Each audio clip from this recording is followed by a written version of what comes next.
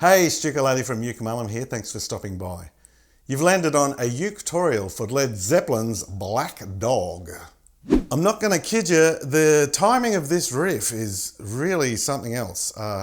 What was that guy thinking? I think maybe it had a little bit of too much of the smoky pokey. The first part of the riff is fairly simple, but the B section, that's going to take some work. I'm going to play the first half of the riff and then the second half of the riff, half tempo and almost to tempo. It's 160 beats per minute and I'm not quite there yet. I think I did it at 140 beats.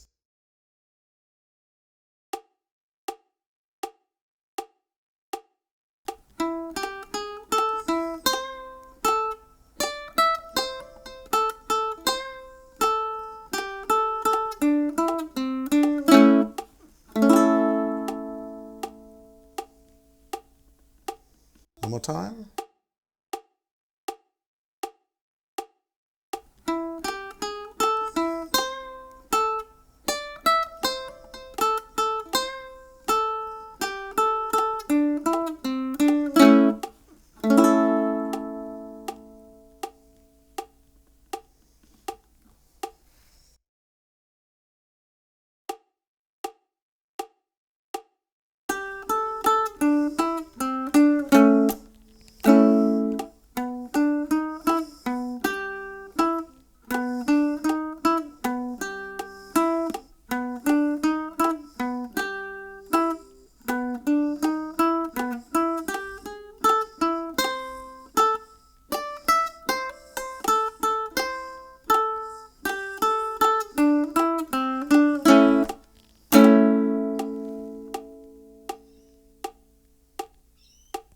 One more time.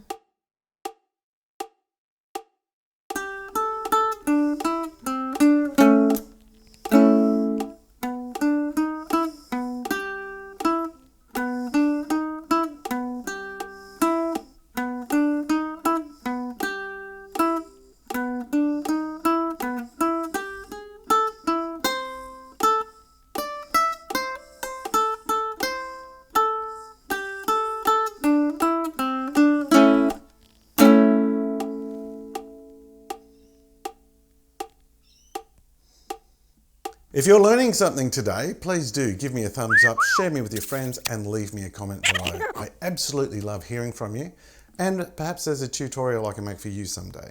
The tabs for this lesson are over at my Patreon page, patreon.com/Uke Mullum. Big thank you to all my patrons for supporting me in making these weekly videos. If you'd like to become a patron, or if you'd like the tabs, head on over there now.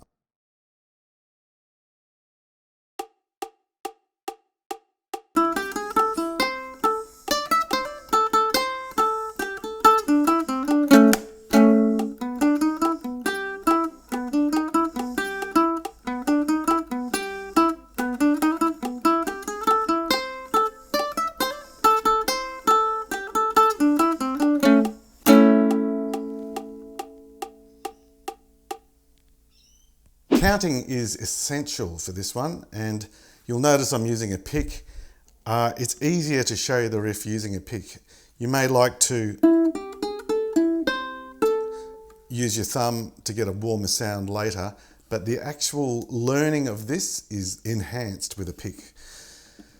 So the very first note of the riff is on the beat 2 and. 1 and 2 and. So it's on an upstroke. So we're here on the E note, which is on the 4th fret of the C string. And then we're going to go downstroke onto the next string, 3, 4, 5. So in terms of the picking, we're going up, down, up, down. And then you're back to the E. One more time. So if I was to count that, it's 1, 2, and 3, and 4, and... Now that's the next note. We're landing on the first string on the 3rd fret. We want to give this a little bit of a bend. Then back to 5. Let's do that again. Okay, now with that shape, we're going to move it all the way up here. So the first finger is on the 5th fret and ringman's in position to play the 7th. Down, up, move that down, and we're going to do a triplet hammer on and pull off. So you only need to hit the string once with a downstroke.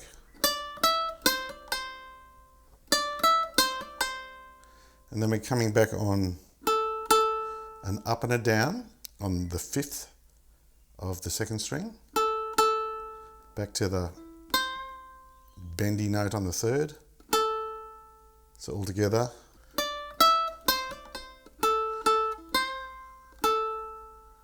One more time.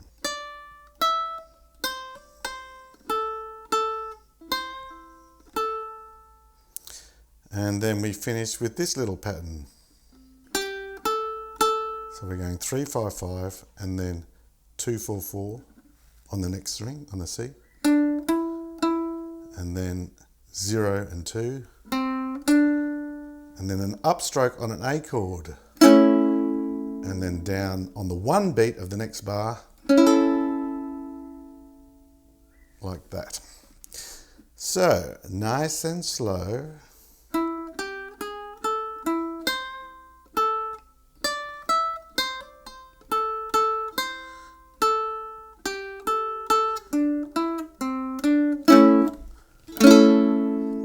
If you can mute the strings in between that up and down stroke, that's probably good.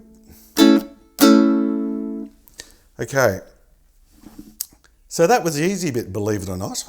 Now, the second part, let's call this B section. It starts with the same kind of riff, except we're moving it over to here.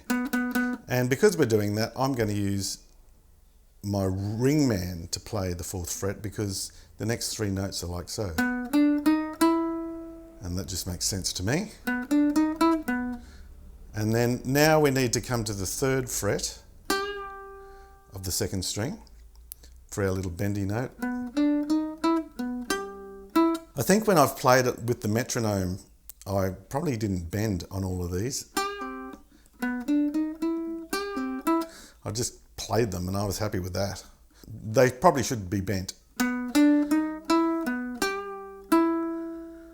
Now the trick to this is it's the same riff played 4 times in a row, but there's 1 beat misplaced so that every time you come to play it, you're in a slightly different part of the bar.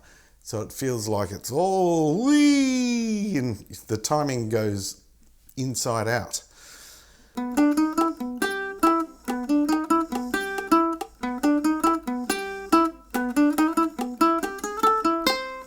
The best way to do this is by concentrating on your pick action. So we're still coming in on the same note, the 2 and.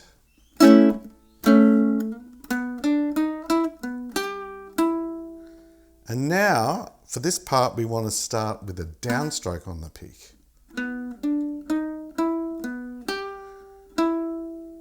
And then you play it again, and we're going to do an upstroke on the pick. And then we're going to do a downstroke. Now this is the trickiest one. So the very last repetition of the B riff begins on beat 4. And we're doing a downstroke to begin with. 4 and 1 and 2. 4 and 1 and 2. It's really weird because the notes just don't seem like they belong on those beats. But that's what's happening. So we have downstroke and then finishing on an upstroke with your 2nd finger, and then you want to flatten that, and now you're in the position to start riff 1 again.